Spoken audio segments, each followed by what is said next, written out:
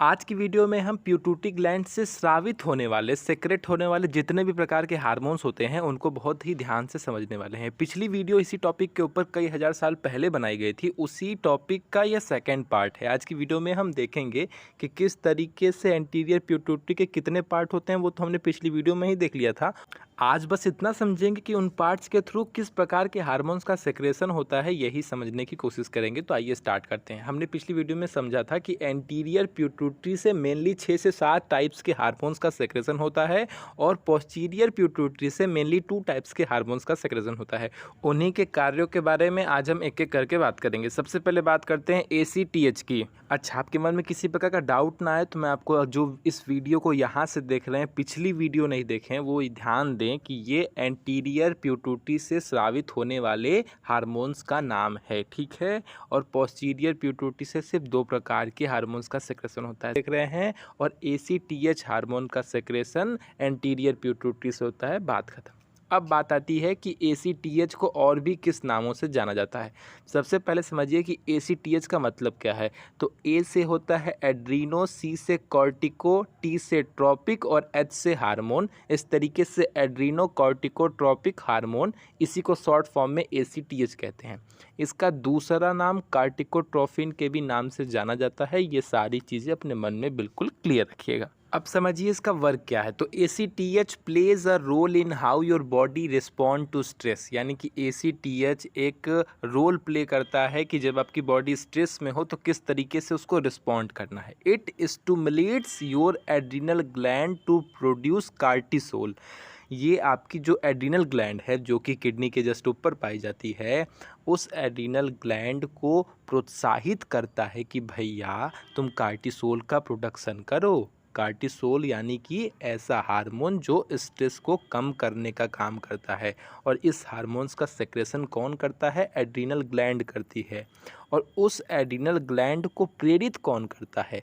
तो उसको प्रेरित करने का काम आपका ACTH करता है, और जिसकी वजह से आपका जो किडनी है वो कार्टिसोल यानी कि स्ट्रेस हार्मोन को रिलीज़ करता है, जो आपकी बॉडी में स्ट्रेस को कंट्रोल करने का भी काम करता है। इसके अलावा भी उसके बहुत सारे फंक्शंस हैं, which has many function including regulating metabolism. आपके मेटाबॉलिज्म को भी रेगुलेट करने का काम करता है। आप ब्लड शुगर, ब्लड प्रेशर, इनको भी रेगुलेट करने का काम करता है। और साथ ही साथ ब्लड शुगर के लेवल को डिक्रीज़ करने का, रिड्यूस करने का भी काम करता है। यही छोटा सा इसका काम है ACTH का, यानी कि एड्रीनो कॉर्टिकोट्रोपिक हार्मोन का, ठीक है। बात समझ में आ गई। अब बात करते हैं दूसरे टाइप के हार्मोन की, जिसका नाम है FSH, यानी कि इसे फॉलिकल स्टिमुलेटिंग हार्मोन के नाम से जाना जाता है। अब समझते हैं कि इसका क्या वर्क है। अच्छा, बिल्कुल चिंता मत करिएगा, लास्ट में आपको एक ऐसा इमेज दिया जाएगा जिसके थ्रू आप बहुत आसानी से समझ पाएंगे कि किस प्रकार के हार्मोन का क्या वर्क है। और एक बार वो इमेज आपने अपने मन में बसा लिया, फिर आपको ये याद करने की ज़रूरत ही नहीं है कि पिट्यूटरी ग्लैंड से किस प्रकार के हार्मोन्स का सेक्रेशन क्या वर्क करता है, ठीक है। अब चलते हैं FSH की तरफ। देखिए, FSH का काम बहुत ही साधारण सा है और बहुत ही नॉर्मल सा है। बस आप इतना सा समझिए कि FSH को गोनेडोट्रोपिक हार्मोन के भी नाम से जाना जाता है। बस इतना सा आप बात समझ लीजिए। बाकी FSH की बात की जाए चाहे LH की बात की जाए, ये दोनों ही रिप्रोडक्शन की प्रोसेस में हेल्प करने वाले हार्मोन्स हैं, ठीक है। दूसरी बात, FSH का काम क्या होता है? मेल के अंदर स्पर्म को स्टिमुलेट करना, स्पर्म को प्रेरित करना, और फीमेल के अंदर उनकी ओवरीज को इस प्रकार से स्टिमुलेट करना कि वो एस्ट्रोजन का प्रोड्यूस करना स्टार्ट कर दे। यानी कि मेल के अंदर वो स्टिमुलेट करता है कि ताकि वो स्पर्म का फॉर्मेशन करे और या स्पर्म का प्रोडक्शन करे। फीमेल के अंदर ओवरीज को वो कह सकते हैं आपका स्टिमुलेट करता है, प्रोत्साहित करता है कि वो एस्ट्रोजन का फॉर्मेशन करे और एग के डेवलपमेंट में एक महत्वपूर्ण भूमिका, इम्पॉर्टेंट रोल प्ले करता है। इतना सा काम है इसका। तो इसका काम क्या है? एक मेल के अंदर स्पर्म का फॉर्मेशन करवाना, दूसरा फीमेल के अंदर एस्ट्रोजन हार्मोन्स को रिलीज़ करने के लिए प्रोत्साहित करना, साथ ही साथ एग के डेवलपमेंट में भी हेल्प करता है। बात खत्म। नेक्स्ट अपने हार्मोन्स के ऊपर आते हैं। तीसरा है आपका ग्रोथ हार्मोन। ये क्या है? ग्रोथ हार्मोन नाम से ही बहुत कुछ समझ में आ रहा होगा। देखिए ये इसका काम क्या है कि इंसान के अंदर यानी कि बच्चों के अंदर in children growth hormone stimulate growth. ठीक है, बच्चों के अंदर क्या करता है? ग्रोथ हार्मोन ग्रोथ को प्रोत्साहित करता है कि ताकि बच्चे अच्छे से बच्चे की ग्रोथ हो, उनकी हाइट बढ़े, सब कुछ बढ़े। In other word it helps children grow taller. ठीक है, ये अलग शब्दों में कहा जाए तो ये हेल्प करता है कि बच्चे आपके लंबे हो, टालर हो।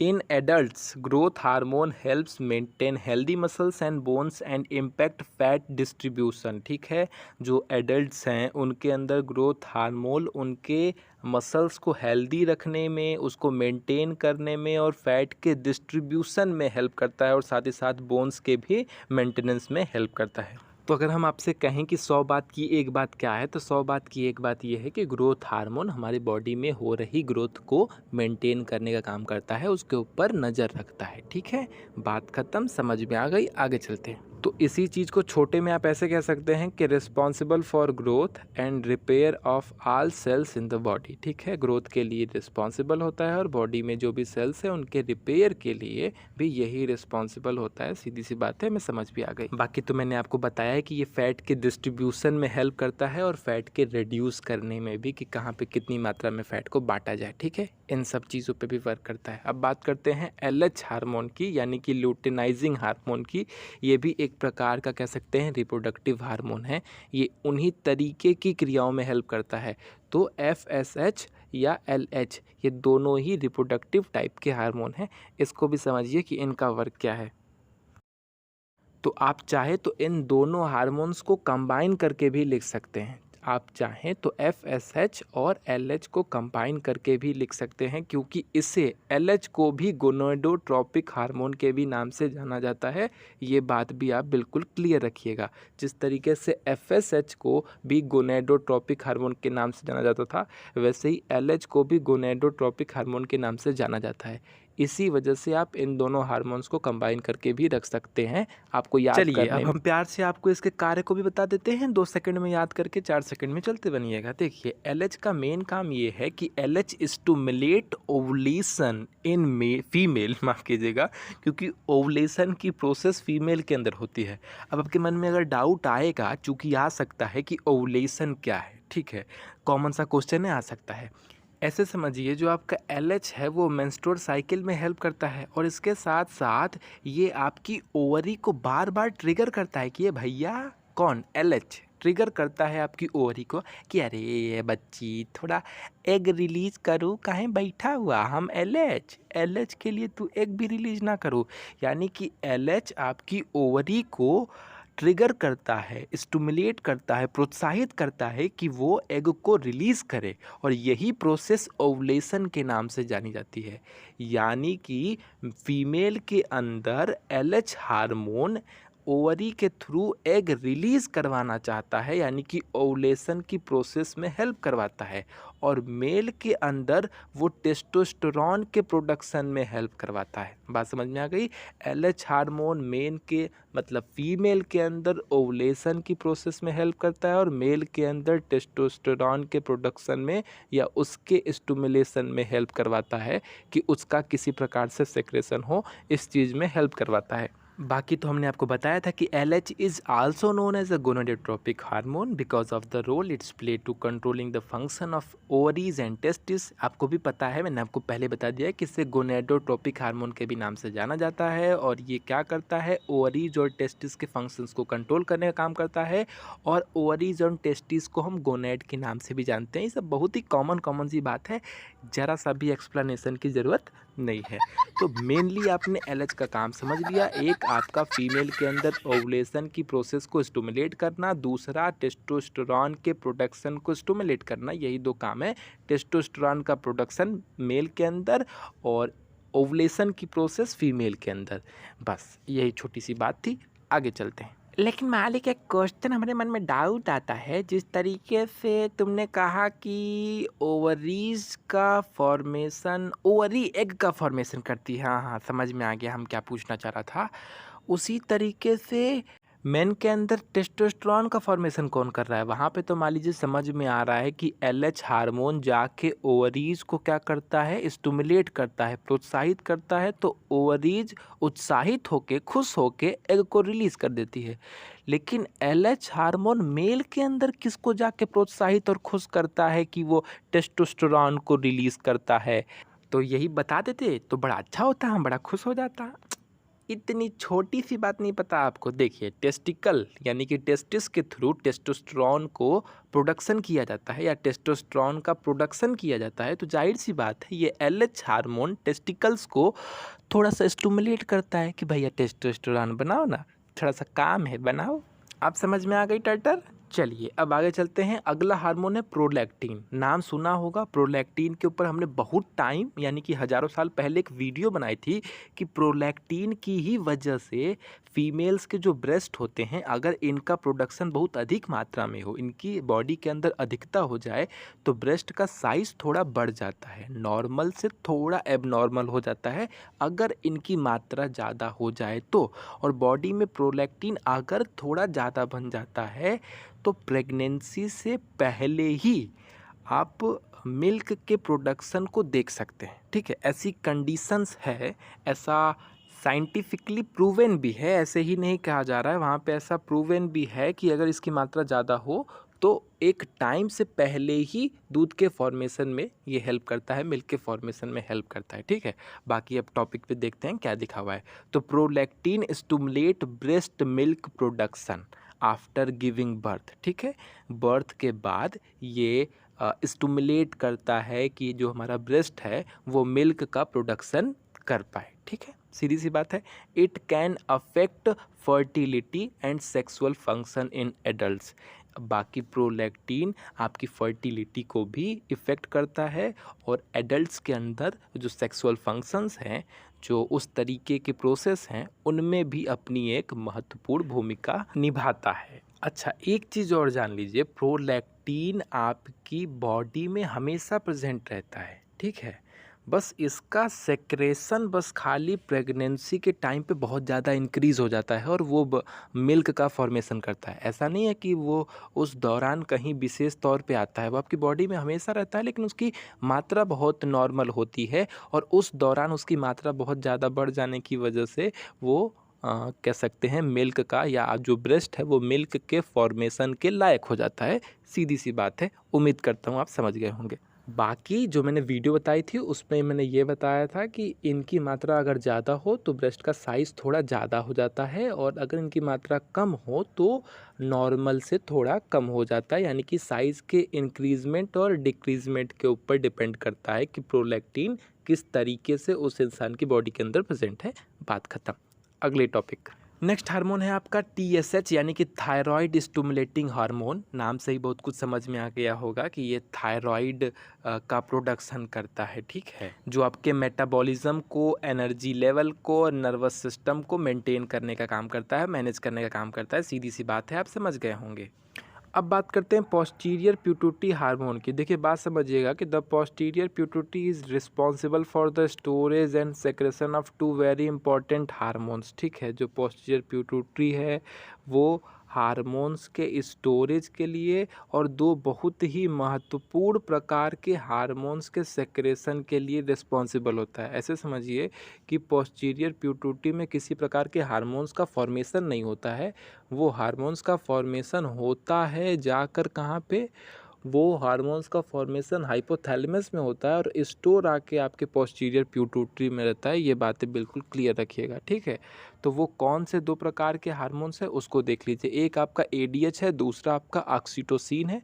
दोनों को एक एक करके क्लियर कर लेंगे, बात खत्म हो जाएगी। सबसे पहले बात करते हैं ऑक्सीटोसिन की कि इसका क्या वर्क है वो समझिए। देखिए, your hypothalamus makes oxytocin but your posterior pituitary gland store and release into your blood stream. मैंने आपको ये बात पहले बता दी थी कि इसमें ऑक्सीटोसिन मतलब ऑक्सीटोसिन का फॉर्मेशन करता है आपका हाइपोथैलेमस और उसको रिलीज़ करने का काम पिट्यूटरी पोस्टीरियर पिट्यूटरी ग्लैंड करती है। ठीक है, वो पहले इसको अपने पास स्टोर करती है और बाद में वो ब्लड स्ट्रीम में रिलीज़ कर देती है। सीधी सी बात है, समझ में आ गई होगी।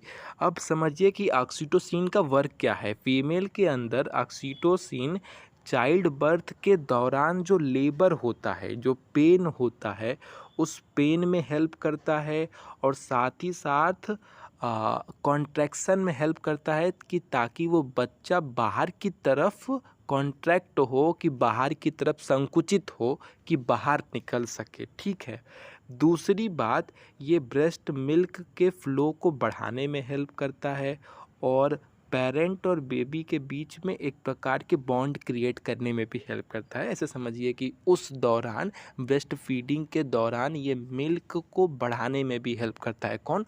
ऑक्सीटोसिन।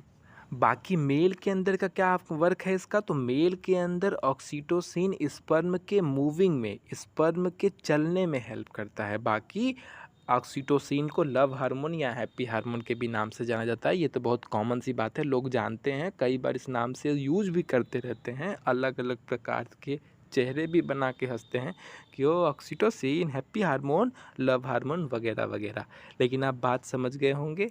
तो ये सारी चीज़ें कंबाइन करके एक अच्छा सा नोट्स आप डाल सकते हैं। लास्ट में एडीएच बता है, उस एडीएच के बारे में भी हम आपको बता देता हूँ कि इसका क्या वर्क है।